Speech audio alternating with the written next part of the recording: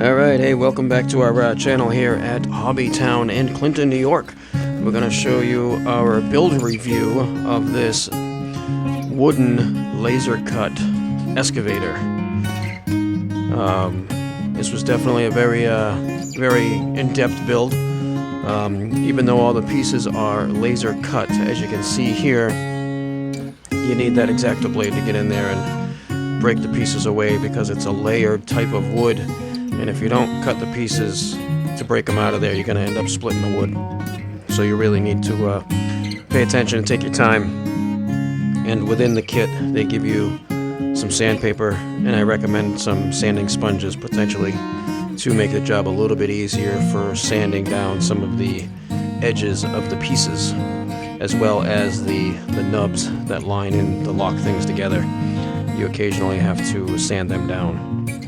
So I've just gone through and fast forwarded through some of this stuff just to show you a little bit of the process of what you have to do to get to steps like this so that you can actually start piecing things together.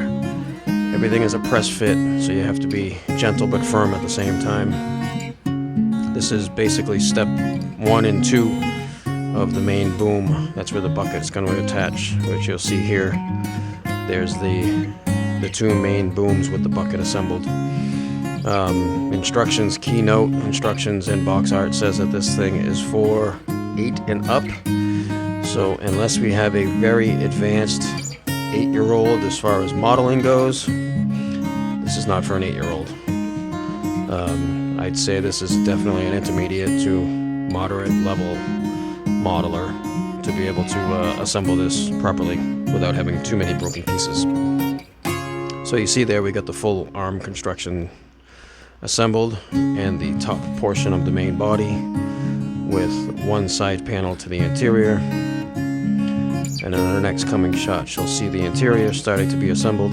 So there's the seats, the controls, those are installed, and the rest of the cab is then constructed on top of that. This is probably day 4 or 5 if we're talking hours wise, probably at the 4 to 5 hour mark right about now, maybe 6. I say all total, this took about 10 to 12 hours to build this. A lot of in-depth stuff.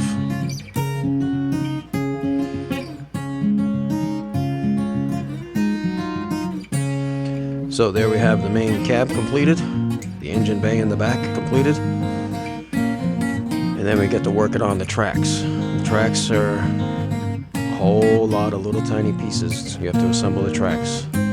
There's a jig that the directions guide you through to make, where they give you the pieces and everything for it. So you make a jig.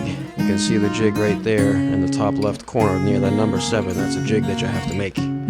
That helps you assemble all of these little black pieces into the tracks. You see that long section there in the middle? There's a long piece of plastic that is inside in the center of all these little black pieces that creates that right there to give you the tracks. And then you gotta build up the inner structure of the track, and there's that right there. It doesn't roll as freely as I'd like to see it. But it is what it is. I don't see this thing being rolled around anyways. It's going to be locked up in a display case. But you'll see we got one set of tracks done, and then we're just about ready for final assembly right here. We have the 2 tracks assembled. They give you some construction gates and a cone. And there's the main unit with the swivel base on the bottom.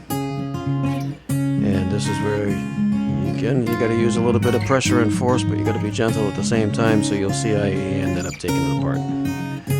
Pop that bottom piece off to be able to assemble the tracks to that unit, and then I later installed it onto the truck. No, I'm onto the upper chassis. So you see here I have that foam block I was talking about. Just foam down those nubs just a little bit so they'll lock into place a little bit better. Works out really well. You can't sand too much because then you need glue. And there we have it. There's the main track set assembled and ready now to go on to the bottom of the main cab. So, I hope you enjoyed this. Hope you got some insight on it. These kits are really cool, very well detailed. I'll just sit back and let you continue to watch the rest of the still shots we have here. And thanks for joining us here at Hobbytown, Clinton, New York.